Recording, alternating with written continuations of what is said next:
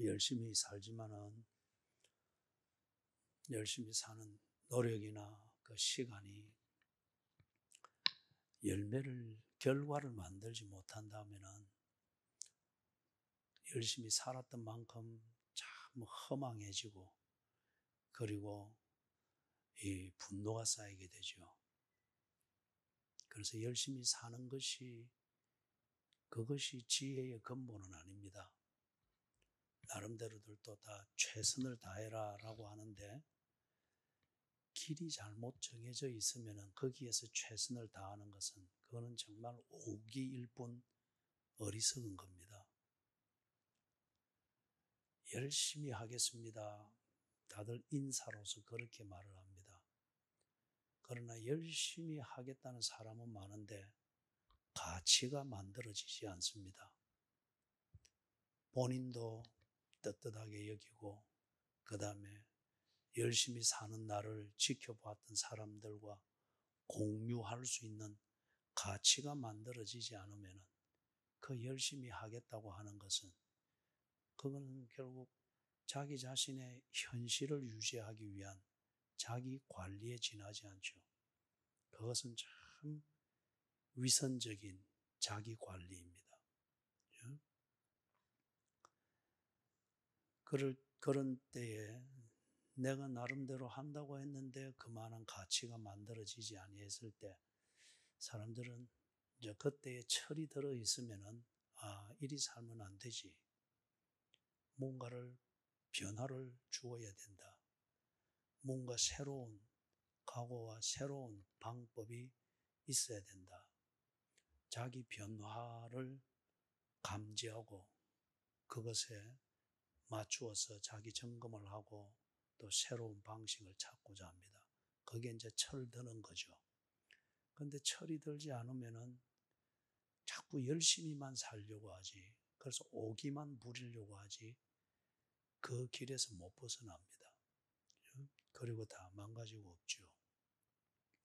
이렇게 철이 들었을 때에 이리 살면 안 된다. 그때에 뭔가 새로운 삶의 길을 찾아보려고 애를 쓰는데, 지금 읽었던 이 본문에서도 이 한 고급 관리인 게 분명합니다. 왜냐하면 뒤에 보면 큰 부자라고 하지 않습니까? 그렇기 때문에 하급 관리로서는 그 당시 2000년 전 그 땅에서 이렇게 큰 돈을 모을 수가 없습니다.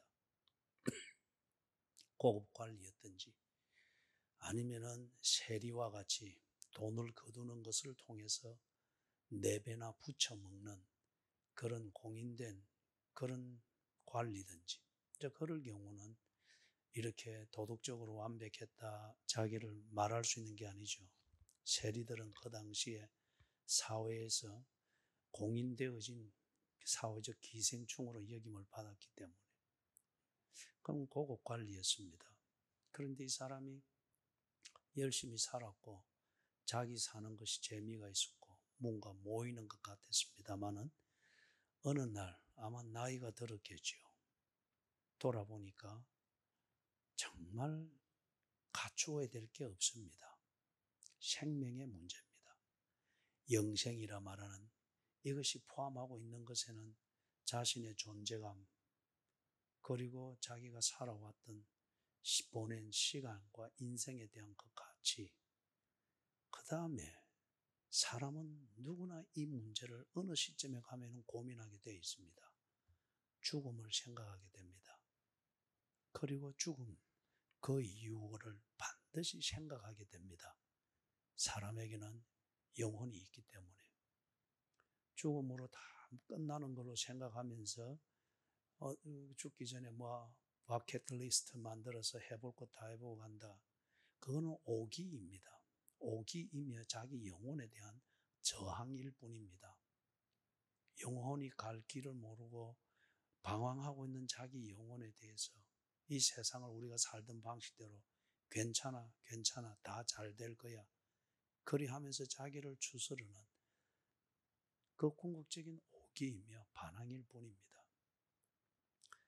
그것도 결국에는 사람이 죽음을 생각하는 것이고 죽음 이후가 어떤 것인지를 생각하게 되는 것임을 알려주는 역설적인 증거죠. 그래서 이 관리가 어느 날 또 생각을 해보니 정말 준비되어야 될 게 준비가 되지 않았습니다. 불안합니다. 심리학이 프로이드 이후로 심리학이 생겨서 심리학이라는 학문을 가능하게 만들고 그런 방법론을 만드는 그 주제가 뭡니까? 인간을 죽음과 죄의식으로부터 어떻게 하면 자유케 할 수 있는가? 그 문제거든요. 그런데 이거는 여전히 심리학이 다루고 있는 주제이지 해결은 못했습니다. 해결했으면 심리학이 더 이상 존재할 필요가 없겠죠. 여전히 연구하고 있습니다. 지금 이 사람이 이 문제, 죽음의 문제, 그리고 생명의 문제, 여기에 집착 다 했는데 그동안 열심히 살았던 것으로서 이 문제에 대해서 대답이 마련이 안 됐습니다.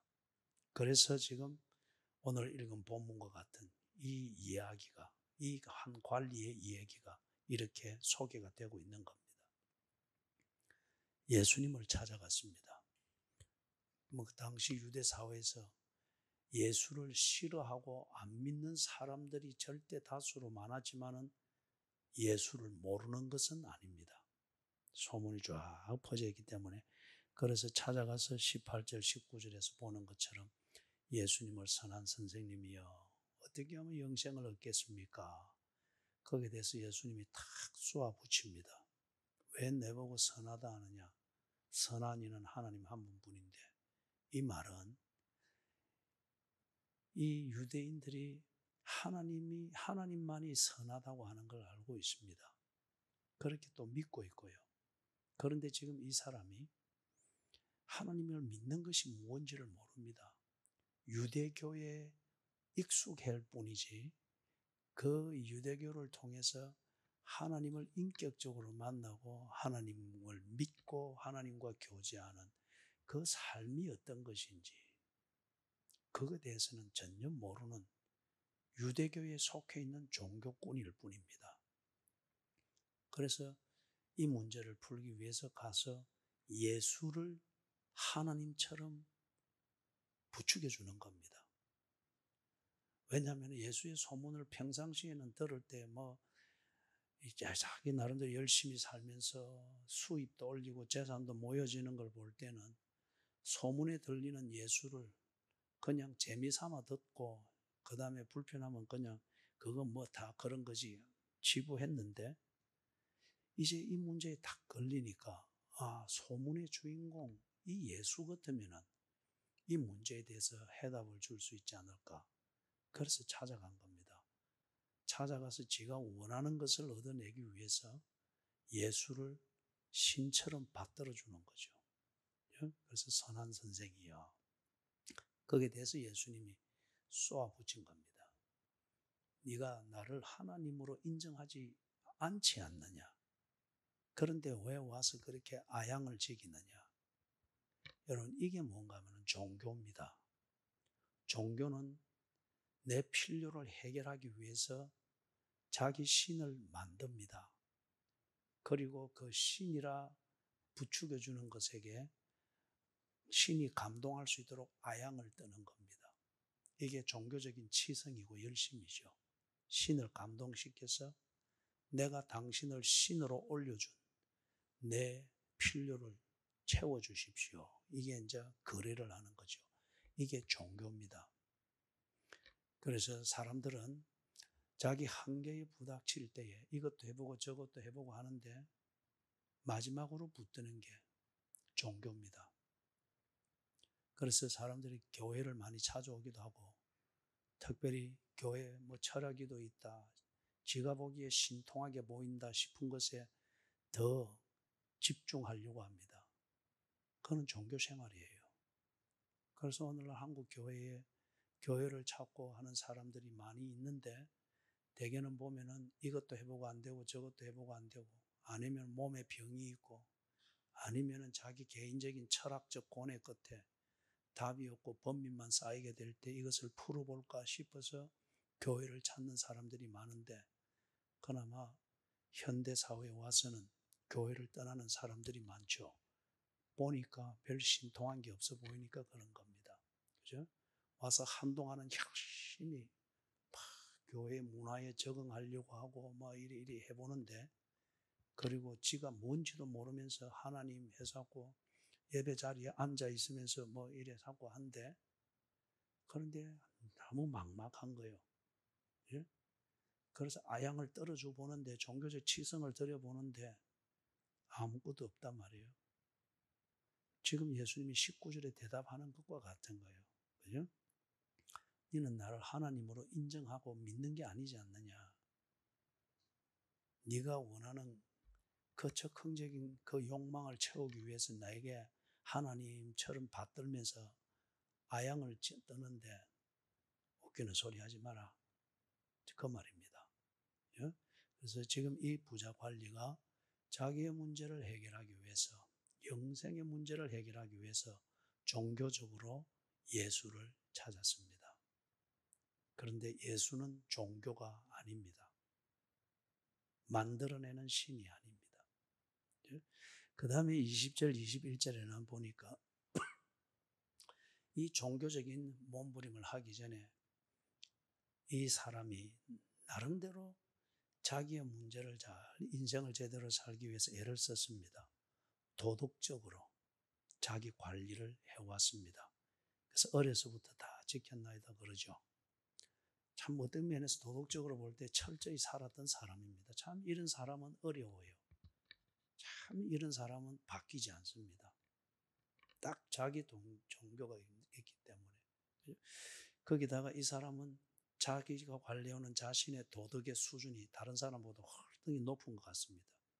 이러면 이거는 더 어려운 사람입니다. 더 어려운 사람입니다. 그런데 여러분 잘 보세요. 예수님께서 이 사람한테 물어볼 때 10계명이 앞에 4계명이 없죠. 예? 하나님만 유일한 신인 것을 알고 그리 섬겨라. 하나님 앞에 우상을 만들지 마라. 그리고 여호와의 이름을 함부로 이용해 묵지 마라. 그리고 4번째는 안식일. 그거는 하나님과의 관계 중심으로 교제하는 이 일상의 삶, 이것을 흐트리지 마라. 그 말이죠. 이것이 없습니다. 그럼 이 말이 무슨 말이에요?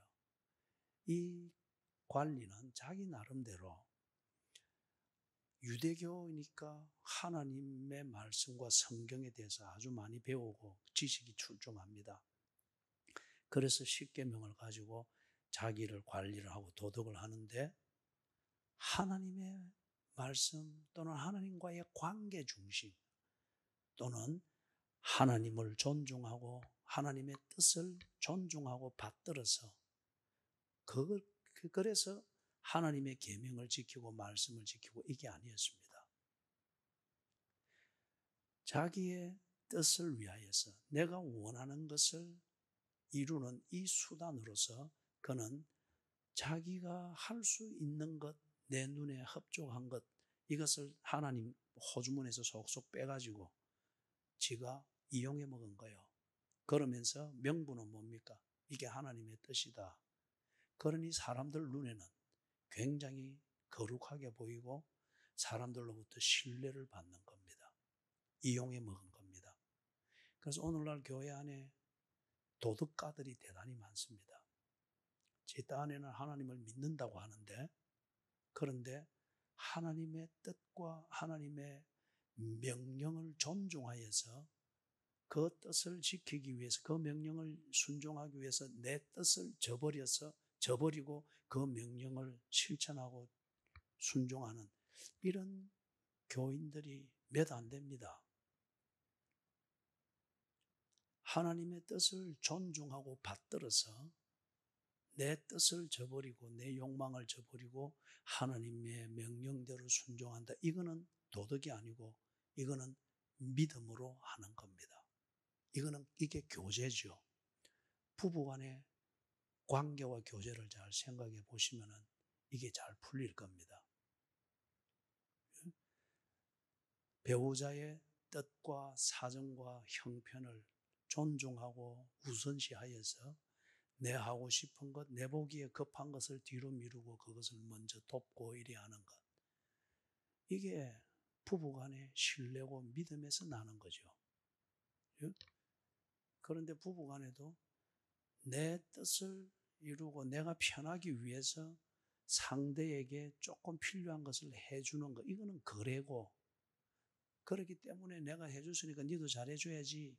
이 도덕적 싸움이 오늘날 부부를 이혼하게 만드는, 합법적으로 쿨하게 헤어지게 만드는, 이게 아주 당연시 여겨지도록 만드는 원인 중에 하나입니다. 부부 사이는 도덕 이상의 문제죠. 믿음입니다. 그렇기 때문에 이 사람이 지금 어려서부터 다 지켰나이다. 그런데 보니 앞에 내 계명, 하나님 중심으로 사는 이게는 없습니다. 자기 중심성을 위하여서 내가 원하는 것을 이루는 수단으로서 그는 하나님의 것 일부를 이용해 먹었던 겁니다. 그래서 이 사람은 도덕적으로 세속적인 도덕이라고 하는 이걸 수단으로 해서 자기가 원하는 것을 이루어 보려고 했던 사람입니다. 22절, 23절 여기서 이제 예수님이 그의 실체를 탁 드러내는 그것을 짚습니다. 그래? 당신이 그래 완벽하게 살았다고? 하나님의 계명을 다 지켰다고? 그렇다면은 네가 네 중심, 네 목적을 위해서 하나님을 이용해 먹었는지, 정말 하나님을 믿기 때문에 그분을 존중하여서 그분의 계명을 지켰는지 한번 들여다봐라 하는 의미로서 22절에 이 말씀을 도전을 한 겁니다. 네 소유를 팔아, 네게 있는 것을 다 팔아 가난한 자들에게 주라. 이런 청천벽력 같은 소리가 있습니까? 주라. 그리하면 하늘에서 네게 보화가 있으리라. 그리고 와서 나를 따르라. 이게 무슨 말인가 하면은 지금 이 사람의 재물관이 지금 잘못되어 있습니다. 재물관이, 경제관이 잘못되어 있습니다. 이 사람이 지금 하고 있는 이게 예수님 눈에는 이게 잘못되어 있는데 그 외에 세속적 관점에서 볼 때 이 사람의 경제관과 재물관은 사람들의 부러움을 사며 하나의 모델이 되고 있을 정도로 참 뭔가 결과를 만들어내는 그런 경제관처럼 보입니다. 그런데 문제는 뭡니까? 이 사람이 가지고 있는 이 경제관과 재물관, 이것 중심으로 살다 보니 그는 하나님도 이용해 먹습니다. 반면에 결코 하나님의 뜻을 존중할 마음이 없습니다.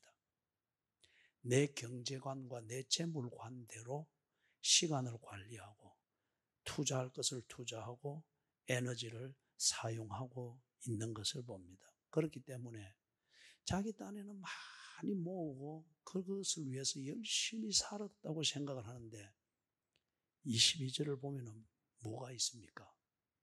하늘에서 네게 보화가 있으리라. 이 말은 이 사람은 하늘에서 찾을 것이 아무것도 없습니다. 구멍난 독에 계속해서 평생 물을 부었을 뿐이에요. 열심히 물을 붓고 있다고 하는 이 바쁘게 사는 이것으로 자기의 존재감을 스스로 확인하려고 하는 이 헛된 마취에 취해 있을 뿐이지 그 독은 깨진 독이니 쌓이는 게 아무것도 없습니다. 그렇기 때문에 이 사람의 재물관과 경제관이 너무 잘못되어 있는 겁니다. 그래서 이 사람이 지금 무언가가 비어있다. 이걸 인생의 어느 시점에서 툭 깨달으면서 지금 예수를 찾아온 거예요. 영생 얻는 길이 무엇입니까? 그것을 물으러 온 이유입니다. 다른 말로 말하면 이 사람은 자기가 잠시 소유하고 있는, 여러분 재물은 절대 자기의 것이 될 수가 없습니다. 잠시 머물러 있을 뿐인데, 그런데 이게 나와 영원히 함께 갈 것처럼 착각하는 것 때문에 모든 것을 다 잃어버리죠. 예? 그래서 지금 이 사람은 자기에게 잠시 머물러 있는 이 이 재물, 많이 모여 있다고 여겨지는 이 재물에 대한 집착, 이게 지금 문제입니다. 이게 이 사람의 재물관과 그의 경제관, 이게 그에게 남겨준 결과물입니다. 집착은 어떤 종류든 정직 간에 집착은 반드시 사람을 망하게 만듭니다.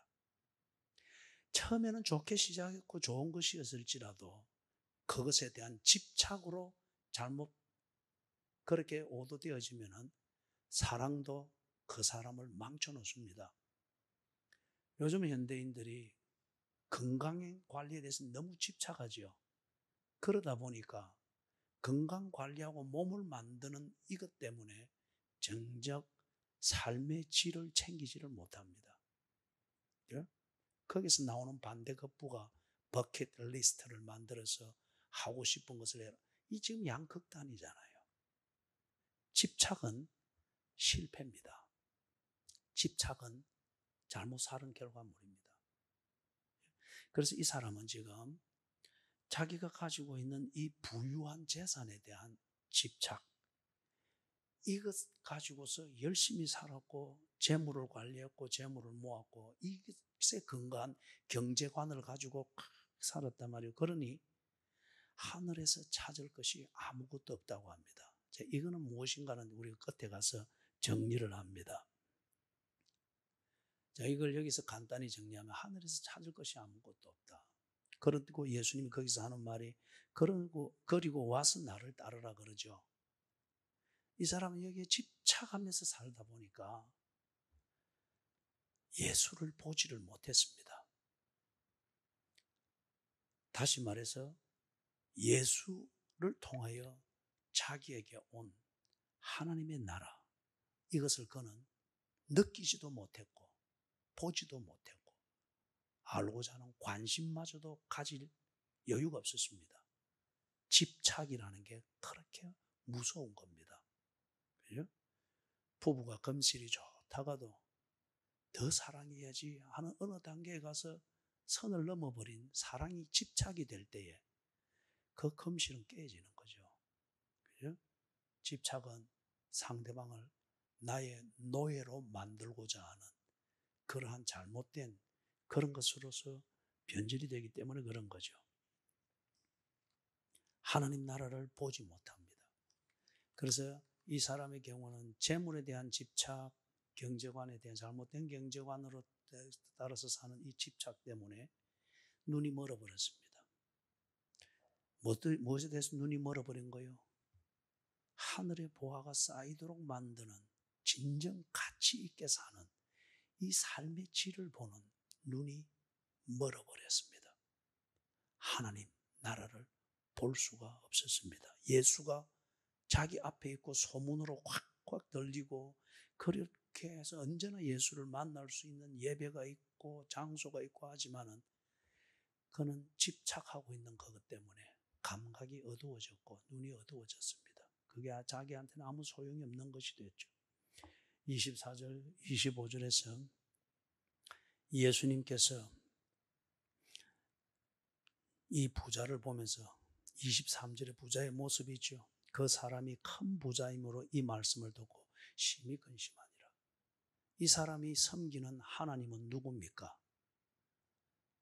큰 재물입니다. 지한테 잠시 머물러 있는 재물입니다. 이것을 위하여서 그는 종교들을 찾기도 하고 도덕적으로 살려고 하기도 했고 나름대로 일찍 자고 일찍 일어나고 뭐 이런 생활 패턴을 만들어 보려고 했고, 그런데 이것에 대한 집착 때문에 아무것도 보지 못하는 예수님이 딱 그 사람에게는 잔인한 소리로 들릴지 모르나 이게 진리입니다. 다 팔아주고 네 있는 것을 다 팔아 가난한 자들에게 주고 그러면 하늘에 보화가 쌓일 것이니까 그리고 와서 나를 쫓으라. 아주 잔인하게 들리는 설교죠. 그런데 이 사람이 정곡이 탁 찔리고 지 실체가 탁 드러난 것 같지 않습니까? 그러니까 심히 근심하며 가니라. 더 부자 되고자 찾았는데 영 이 뿌리채 잘라버린단 말이에요.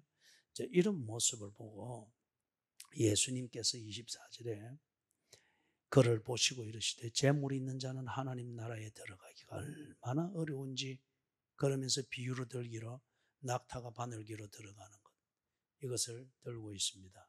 이것에 대한 예수님의 메시지는 간단한 겁니다. 불가능하다는 겁니다. 사람이, 다시 말해서 부자가 하나님 나라에 들어가는 것, 부자가 지 스스로 자기가 집착하고 있는 재물과 더 부자가 되고 싶어하는 이 집착을 벗어버리고, 그리고 하나님 나라를 보면서 그 나라에 들어갈 수 있도록 자기를 바꾸는 것, 이거는 불가능하다는 겁니다. 사람의 힘으로는 안 된다는 겁니다. 여러분, 이것 이해하기가 그리 어려운 게 아니죠. 그거는 여러분 자신을 보면 됩니다. 여러분 자신을 보면 됩니다. 여러분이 뭐 좋은 책 하나 읽고 아니면은 와서 막 때로는 감정적으로 감동이 되는 한마디의 설교를 들었다고 해서 여러분이 집착하고 있는 그게 바뀌어집니까? 못 바꾸잖아요. 그죠? 이거는 불가능한 얘기를 말합니다. 사람이 종교를 찾기도 하고 또는 교회에, 심지어는 교회 와서도 종교 생활을 여전히 이어가죠. 또는 도덕적으로 선을 행하면은 뭐 그러면 복이 올까 뭐 그렇게 해서 도덕적으로 뭘 하기도 하고 열심히 사면 될까. 그런데 하늘에서 보화가 쌓인다.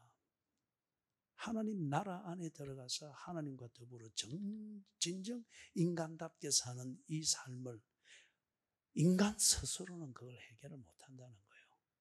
인간 스스로. 어쩌면 그렇기 때문에 이 심리학이 오래오래 울고 먹을 수 있는 주제는 가지고 있지만 그 주제에 대한 답을 찾지를 못하는 게 아마 이런 이유일 겁니다. 죽음과 죄의식으로부터 인간을 자유케 한다고 하는 것. 인간 스스로는 그걸 할 수가 없어요. 그래서 지금 24절, 25절에서 말하는 이것은 인간으로서는 불가능하다. 이 부자가 자기가 집착하고 있는 것을 알고, 그러나 그것을 알았을 때 근심할 뿐 이것을 고쳐볼 수 있는 그러한 것은 불가능하다. 26절, 27절에서 제자들이 묻습니다. 이 좀 황당하잖아요. 그죠? 황당하잖아요. 그래서 아니 예수님, 불가능한 이걸 우리에게 가르치고 보게 해서 궁극적으로 좌절시키고 절망하도록 만들고자 하는 게 예수님의 설교하는 목적입니까? 이런 분위기예요. 그래서 누가 구원을 얻을 수 있나이까? 그렇게 딱 물어보는 겁니다. 이거는 겸손하게 알기 위해 그 태도로 물어본다기보다는 아니 예수님 무슨 설교를 그리 합니까? 그렇게 절망시키고 좌절시킬 수가 있습니까? 답을 주셔야죠. 어떤 그러한 도전과 같습니다. 그런데 여러분, 이 부자 관리가 앞에서 우리가 보았던 것처럼 자신의 의지를 가지고 이 사람이 참 잘 살아보겠다, 영생을 얻어보고 이 마음이 없는 게 아니잖아요. 그러나 문제는 그것을 찾는 길을 모르잖아요. 그리고 그걸 찾는 길을 모르는 이유는 내가 무언가에 집착하고 있기 때문에 길이 있어도 볼 수가 없는 자기 상태로 만들어버렸기 때문에 그렇지 않습니까? 나름대로 열심히 살아보려고 종교를 찾기도 하고 도덕적으로 어려서부터 자기를 관리하면서 살아보기도 하고 열심히 살면 뭔가 성공할 수 있다는 자기 철학을 가지고서 사람들 돈도 모으고 뭐 신분 상승도 하고 이리 했는데, 그런데 그게 결국에는 딱 남아있는 건 뭡니까? 욕망의 찌꺼기들은 다 이룬 것 같은데 그 욕망의 중심이 되는 것, 이것이 해결이 안 되니까 그것만이 보이는 시점에 온 거죠. 공허한 겁니다. 그죠? 왜 엄청나게 상상도 할 수 없는 재산을 가지고 있는 부유한 자들이 그렇게 공허한 삶을 삽니까? 발악하듯이 자기를 망가뜨리지 않습니까? 왜 그렇죠? 다른 욕망의 찌꺼기들은 다 가지고 있는데 궁극적인 이 문제가 해결이 안 돼 있는 거예요. 그러니 술과 마약과 돈을 뿌리고 자기를 자해하고 뭐 헤어졌다가 만났다가 막 몸부림을 치는 거지 않습니까? 이 부자가 지금 그런 상태입니다. 그런데 지금 와서 예수님께 뭔가 한마디 들으려고 왔는데 예수님께서 이 불가능을 딱 이야기를 해주니까 이 완전 궁극적인 절망이지 않습니까? 그죠? 그래서 23절 심히 근심하며 돌아갔단 말이에요. 여기에 대해서 예수님이 대답을 다 합니다. 사람이 할 수 없다. 그런데 사람이 할 수 없는 것을 하나님은 할 수 있느니라. 다시 말해서 사람이 자기가 집착하는 것, 이것을 내던져버리고 그 집착을 스스로 벗고 할 수 없다. 인간은 그리 못한다. 그런데 하나님께서 그 집착을 벗어나서 새로운 삶으로, 새 생명으로 살도록 하나님은 하실 수 있다. 이게 어떻게 하는가? 앞에서 예수님이 쭉 보여주었습니다. 예를 들면 뽕나무 비유 아시죠? 뽕나무 비유를 들었지 않습니까? 겨자씨만한 믿음이 있을지라도 그 겨자씨만한 믿음이 있을지라도 이 뽕나무들을 들리어 바다에 빠띄우려 할지라도 그리 될 것이라 했지 않습니까? 그게 뭘 의미한다 했죠? 한 600년이나 뿌리가 물을 찾아서 뻗어있는 이 뽕나무를 어떻게 빼내는 거예요? 빼낸다 한들 위에 둥치만 잘라내릴 때에 뿌리가 있는 이상 600년에 되는 이 뿌리가 있는 이상 또 살아납니다. 이걸 뿌리째 뽑아내는데 이걸 어떻게 보면 인간으로서는 안 됩니다. 인간이 자기 근성을 어떻게 뽑아내요? 못 뽑아냅니다. 이때에 믿음이 심길 때, 다시 말해서 하나님이 주시는 이 새 생명이 내게 심길 때에 이 생명이 자라면서 이 뿌리를, 근성을 뽑아낸다는 겁니다. 그죠? 그래서 우리가 바위가 쪼개진, 바위를 쪼개는 씨앗의 힘을 우리가 보았죠. 아스파트라도 씨앗이 하나 심기니까 아스파트 틈새를 찾아서 씨앗이 줄기를 내고 싹을 피어 올리는 것을 여러분이 보았죠. 하나님은 할 수 있느니라. 어떻게 하시는가? 하나님은 사람에게 또는 이 부자에게 무엇을 믿어야 할 것인지, 믿어야 될 팩트와 진리를 보여주십니다. 경험하게 해주십니다. 무엇을 믿어야 되는지, 무엇이 가치 있는 것인지, 그 팩트와 트루스, 사실과 진리를 계속 보여주시는 거예요. 예? 보여주시는 거예요. 정말 네가 돈을 믿어야 되는 것인지 아니면은 돈을 제대로 쓸 수 있는 지혜가 무엇인지 이것을 믿어야 되는 것인지 보여주시는 거예요. 어떤 식으로 보여주는가? 때로는 앞에서 우리가 쭉 본 것처럼 기적이라고 하는 사건들을 통해서 여기에 꽉 집착이 되어 있을 때 교회 갈 시간이 돼도 그 사람에게는 시계 바늘이 안 보입니다. 그냥 11시로 보이지 교회가 안 보이는 거예요. 그런데 정말 하나님 중심으로 사는 그리스도인들 같으면 시계 바늘이 10시를 넘어가고 이럴 때에 교회가 보입니다. 그 시계에 반해 교회가 보입니다. 오고 있는 교인들이 보이는 거예요. 그런데 단지 종교 생활로 교회 생활을 하는, 종교 생활의 일부로서 교회 생활을 하고 발을 담그고 있다고 하면은 시계 바늘이 11시 가까이 가면은 자꾸 변명할 거리만 자꾸 잔머리만 오고 머리만 아픕니다. 그리고 11시 되면은 11시가 보이지 교회는 안 보입니다.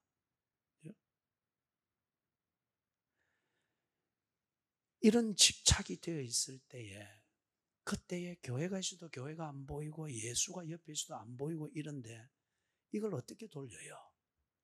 예수님께서 그래서 기적이라는 사건을 때때로 일으킨 겁니다. 그 집착에서 잠시 눈을 버리고 틈새를 벌리기 위해서 예수께서 병을 고치는 기적을 행하셨죠. 그러니 사람들이 놀랬죠. 무리를 걸어서 왔습니다.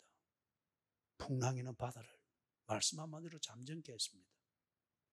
귀신에게 둘러싸여 있는 그 사람을 위해서 귀신을 쫓아내니 사람들이 놀라서 예수를 다시 봤다고 했습니다. 기적이라는 사건을 일으키는 목적이 거기에 있습니다. 또는 일상생활이라고 하는 이걸 통하여서 하나님의 우리가 왜 사는지, 무엇을 위해 살아야 하는지, 오늘 내가 이렇게 사는 의미가 무엇인지 이것을 생각하게 하십니다. 때로는 성경을 읽는 것을 통하여서 아니면 성경에 관한 설교를 듣는 것을 통하여서 내가 믿어야 될 것, 내가 생각해야 될 것이 뭔지, 정말 가치를 만드는 진리가 뭔지를 생각하게 만듭니다. 때로는 끌려 나와서나 아니면 시작은 종교적 동기로 했으나 교회를 통하여서 예배를 통하여서 어느 때인가 한 번씩 내 집착하고 있는 생각이 딱 멈추고 들리는 그것에 대해서 내 생각이 꽂힐 때가 있습니다. 때로는 내 감정이 그렇게 요동칠 때가 있습니다. 어떤 경우는 꿈이라고 하는 것을 통하여서, 그죠? 이런 기이한 사건들이죠. 어떤 사람, 어떤 경우는 사건을 통하여서, 어떤 경우는 사고를 통하여서 내가 집착하고 있는 것, 그저 체질처럼 집착하고 있는 것으로 끌려가고 있는 나를 멈추는 효과적인 그 방식 중에 하나는 사고입니다. 그래서 사고를 당하여서 멈추었을 때에 다리 걸고 걸어 누워서 하면서 내가 그리 사는 게 잘못됐군요. 신방원 목사에게 그렇게 고백을 하는 겁니다. 그래서 하나님이 이렇게라도 멈춰주시니 참 감사할 따름입니다. 사고가 그렇기 때문에 이런 것을 기적이든 일상의 흐름이든 사건이든 사고든 교제든 교회, 예배, 성경 읽기 이런 다양한 우리의 삶의 어떤 것을 통해서 그 사람의 집착하고 있는 사고와 집착하고 있는 삶의 방식을 멈추어서 한 번쯤 생각할 수 있도록 팩트와 진리를 보게 하십니다. 그럴 때에 사람이 어느 때인가 그 사실, 그 진리를 다 대해서 눈을 뜨면서 바뀝니다. 이게 심기는 거죠. 겨자씨만한 믿음이 있을지라도 뽕나무는 뽑힌다고 했죠. 안에 진정한 생명이 자라니까 잘못된 이게 밀려 올라가서 뽑히는 것처럼 뽑히는 것이죠. 하나님은 하실 수 있다는 거예요. 사람이 하는 것은 기껏 뽕나무에 그거 가지치기 하고 좀 그거 하면 둥치 자르고 뭐 식습관 바꾼다 해서 하고 마음 비운다 뭐 해서 하는 거 그런 정도죠. 그러나 건성은 못 뽑습니다. 이걸 뽑는 건 하나님이 그렇게 하신다고 합니다. 28절에서 베드로가 쭉 말합니다. 우리가 우리의 것을 다 버리고 주를 따랐나이다. 그런데 베드로의 이 질문하는 의도에도 여전히 베드로와 제자들은 집착하고 있는 것이 있습니다. 예수를 따라서 무언가를 얻고자 하는 이 집착을 가지고서 이 부자 관리보다는 더 실질적으로 보이도록 예수 주변에서 같이 살았던 겁니다. 그러나 베드로와 제자들이 예수를 하나님으로 믿는 믿음으로 살았던 것은 아닙니다. 종교적입니다. 그리고 의리입니다. 그렇기 때문에 자기들이 집착하고 있는 것, 신분 상승이든지 물질이든지 이걸 얻을 수 없는가라고 지금 예수님한테 묻고 있습니다. 우리가 다 버렸는데 뭘 우리가 얻을 수 있습니까? 여러분, 교회 생활하면서 뭐 금욕적으로 많이 절제하고 살았다 또는 열심히 했다, 뭐 헌금 좀 했다 하는 이것으로 내가 원하는 그것 왜 창고를 안 채워줍니까? 그 당신 스스로를 참 비참한 종교꾼으로 만드는 겁니다. 그죠? 앞에서 내가 부부의 예를 들었던 것처럼 도덕이나 계산이나 합리적인 그런 그것은 여러분 사회적 교제에서 필요한 것이지 부부나 가족이라는 관계에서 만들어지는 교제에서 그리한다. 그건 언젠가는 깨어지게 돼 있고 언젠가는 헤어지고 한 지붕 아래 적과의 동침이 될 수밖에 없습니다. 믿음으로 사는 겁니다. 상대방을 존중할 때 내 뜻을 버리고 상대방의 뜻을 받들기 위해서. 그거는 믿음으로 하는 거죠. 이 제자들이 그 단계가 아직 안 된 겁니다. 그래서 그들이 버린 것은, 예수와 함께 있기 위해서 그들이 버렸다고 하는 것은 예수로부터 더 큰 것을 보상받을 것이라는 계산이 있었기 때문입니다. 그런데 지금 보니까 그런 게 아닌 것 같단 말이에요. 오히려 있는 것을 다 팔아 가난한 자들에게 주고 나를 이런 하니까 이게 이 헌금 잘못했네 싶은 거예요. 그러니까 우리는 다 버렸는데 그럼 우리는 뭘 넣습니까? 29절에서 예수님께서 말씀하는 겁니다. 그런데 이 말씀을 참 여러분 어떻게 이해를 하겠어요? 이게 뭐 집이 잘 되고 화목하자고 교회 다니고 예수 믿는데 이 보니 다 버리라고 합니다. 여러분 이걸 오해해서는 안 됩니다. 계산되어진 제자들의 계산되어진 버림, 헌신, 이것에 대해서 예수님이 지금 말씀을 하는 겁니다. 이런 겁니다. 제가 한 12년 전에 이제 시드니에 있는 자녀들을 만나고 하기 위해서 잠시 방문을 했습니다. 그때는 가면은 한 4일, 그래 있다가 4일 하면은 가고 오고 하는 비행기 편 빼고 하면 한 이틀 같이 잠시 있을 뿐이에요. 뭐 그렇게까지 할 필요가 없었는데, 예? 그러니까 나를 만나는, 참 오래간만에 만나는 자녀들도 상당히 긴장이 되죠. 그때는 이제 큰애 첫째와 둘째는 이제 대학생들이었으니까. 그런데 갔는데 첫째가 이제 그때 대학 4학년인가 그랬어요. 첫째가 이래 아주 그 시드니 시티 안에 아주 유명한 스테이크 하우스가 있습니다.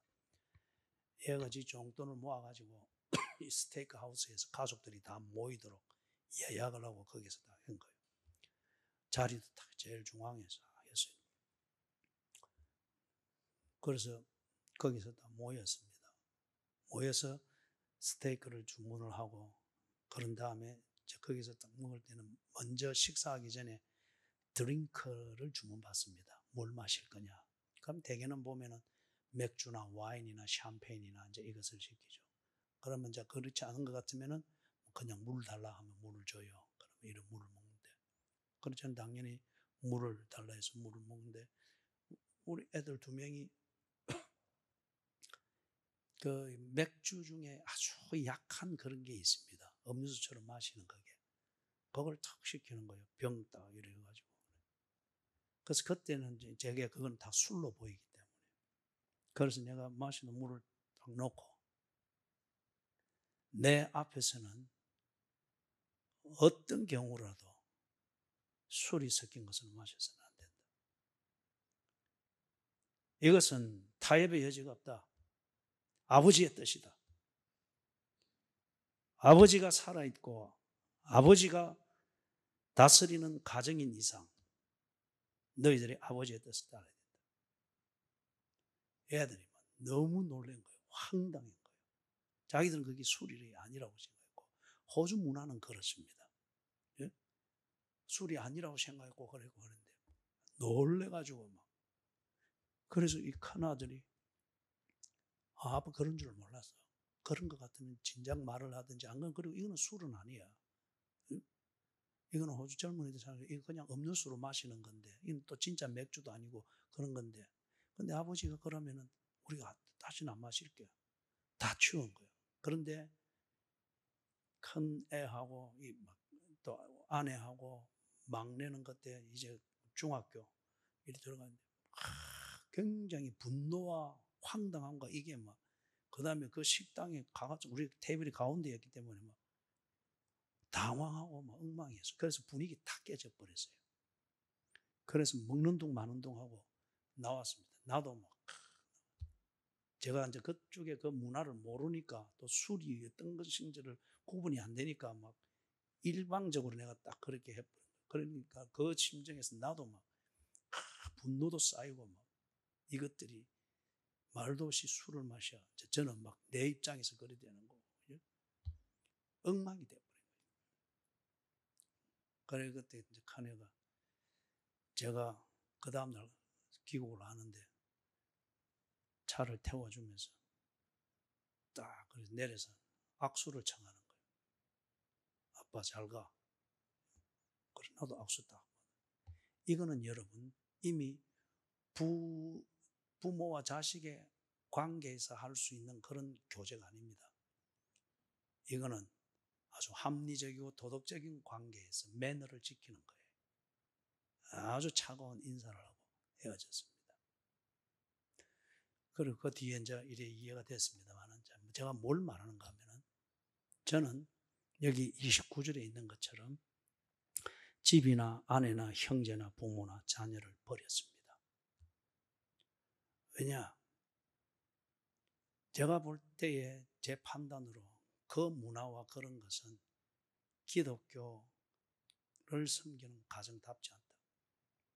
그리고 이런 것을 술을 입에 붙이는 문화를 몸에 익히는 것을 통해서는 자녀를 바로 양육하는 것이 아니다. 세 번째, 이렇게 될 때에 여호와께서 세우는 집이 세워질 리가 없다 하는 이 신앙 고백적 판단을 가지고 저는 그때 그 분위기를 엉망이 되는 대가를 치르면서, 그때는 내가 한 2년 만에 만났는가 그래요. 그리고 단 이틀 만나는 시간인데 엉망이 돼버려서나 저는 그래 했습니다. 그런데 그 뒤에 참 복잡하게 이야기하면 참 좋습니다. 참 좋고 자기들 나름대로 신앙생활 나름대로 하고, 나 역시 그 사회에서 그 나이대의 문화가 어떤 것인가 하는 것을 도덕적 옳다 틀리다 이 기준이 아니고 그 문화의 입장에서 생각하고 이해하는 폭도 넓어지고, 아주 요즘은 우리가 그 뒤에는 만나면 1년에 한 번 만나면은 가족 수련회를 떠나는데 아주 참 재밌습니다. 아주 참 재밌습니다. 찬양을 하고 절규가 하는 이것도 너무 재밌고요. 그렇기 때문에 여러분이 29절을 이해하는 것, 이것이 뭐냐? 어절하고 단절하고 이런 게 아니고, 그런 거는 종교나 도덕이 하는 겁니다. 여호와께서 세우는 집이 되기 위하여서 그 길이 막히지 않도록 내가 어떻게 바른 처신을 하는가 하는 그 문제입니다. 그게 가정을 살리고, 그게 아내를 살리고, 그게 자녀들을 진정 가치가 있는 것을 추구하는 길을 알고 살도록 돕는 것임을 알고 그리 처신하는 것, 그걸 말하는 거예요. 그럴 때 30절에 보니까 현세에 여러 배를 받고 하늘에 현세에 여러 배를 받고 내세에 영생을 받지 못할 자가 없느니라. 조금 전에 제 예를 든 걸 통해서 다 들었습니다. 현세에 저는 여러 배를 받습니다. 12년 전 그날 그 좋은 스테이크 하우스에서 그 식당 분위기에 맞도록 즐겼다. 그거는 한 2시간 뿐이겠죠. 그죠? 그러나 그 2시간을 희생하는, 그러나 그리스도인 여호와께서 집을 세우시는 이 목적을 새기는 것을 통하여서 우리는 그 이후에 매년 가족 수련회를 가면서 가족 수련회 때에는 우리의 찬양과 그 자유함과 그 교제가 더욱더 풍성하죠. 풍성하고, 그리고 언제나 가정 예배를 드릴 때에 내가 떠나오기 전에 꼭 일러주는 말은, 인간은 이 세상에서만의 삶이 아니다. 여기서 사는 내 삶의 질이 나를 천국으로 이끌지 지옥으로 이끌지, 내가 여기서 사는 삶의 질이 지옥이면 나는 지옥이다. 내가 지금 여기서 사는 삶의 질이 천국이면 천국이다. 아버지는 이것을 믿는다. 내 무덤을 만들 생각을 하지 말고 내가 너희들이 지옥에 있는 것을 보지 않도록 하는 것, 이게 진정 이 땅에서 우리가 가족으로 사는 것의 의미이며 진정한 사랑이다. 나눌 때에 우리는 다 한 마음으로 듣습니다. 그리고 아멘으로 화답하며 기도합니다. 이게 30절의 의미입니다. 여러분, 돈 벌기 위해서 예수 찾는 것 아닙니다. 오래 살기 위하여서 금식 기도하는 것 아닙니다. 하나님과의 관계 안에서 내게 주신 영생의 삶, 이 삶을 누리는 진정한 가치를 누리는 이 삶을 위하여서 오늘도 아버지 하나님과 대화 나누며 아버지 하나님과 언언하며 어느 길로 가야 될지 무엇을 해야 될지 이것을 듣고 그리고 주시는 은혜를 힘입어 그리 사는 겁니다. 이게 예수 믿는 겁니다.